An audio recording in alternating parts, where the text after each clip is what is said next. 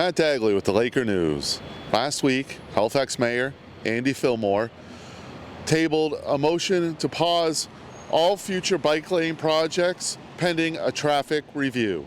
The Halifax cycling community is holding a bike lane rally outside City Hall this morning, hoping council votes against this decision.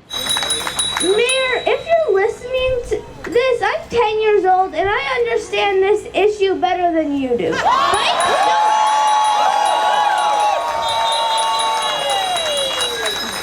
Bikes don't cause congestion, cars do. Well, I came out for the rally in support of quashing the mayor's motion to pause all future construction of Halifax's bike network. As a strategy for traffic management, if we don't build out the bike network, then we don't give people an alternative to driving. And if everyone has to drive, then we're all going to be stuck in traffic, essentially forever. Mayor Fillmore directly linked congestion in the city to bike lanes, and we all know the reason for congestion is cars.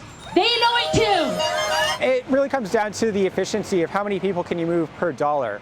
Bike infrastructure is relatively cheap. The $90-some-odd million price tag, of which we've already spent something like 20% on the existing network, that's essentially to build the equivalent of roads for bikes. Once that's done, you're essentially done that project. For transit, you do have much higher capacity potential. A bus can move 100 or 200 people for an articulated bus.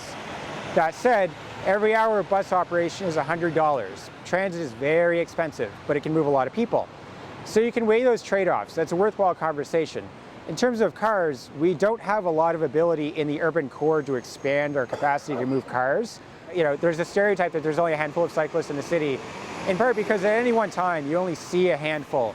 And that's because we don't get stuck in traffic. We tend not to bunch up at the lights in the same way that cars do. In pitting us as the reason for congestion is putting us in danger. His motion is putting us in danger, and so is his words. He should be ashamed. I got up Friday morning and I looked at Blue Sky social media and I saw a letter from Mayor Andy Fillmore saying that he was looking at putting a pause on bike lanes and bike lane development in the city, and I said, well, we can't stand for that.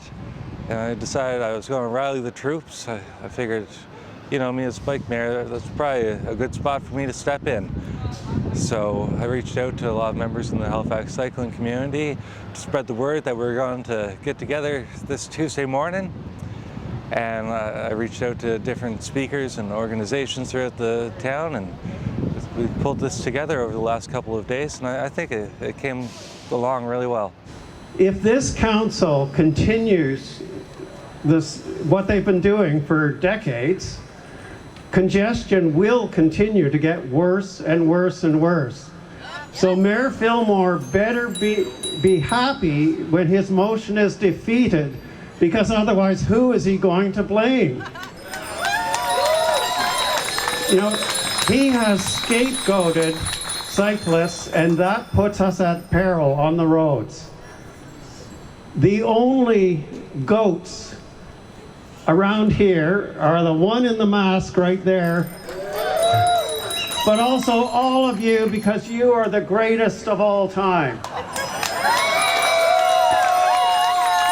I don't want to jinx it, you know, but I'm hoping that maybe we persuaded some people that might have been thinking of supporting Andy into saying, hey, the Halifax cycling community, they're out here, they're passionate, they know what they're talking about, and that they'll vote down Andy's motion.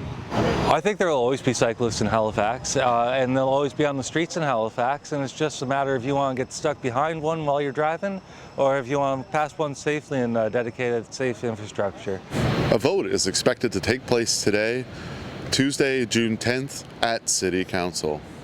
Matt Dagley for the Laker News in Halifax.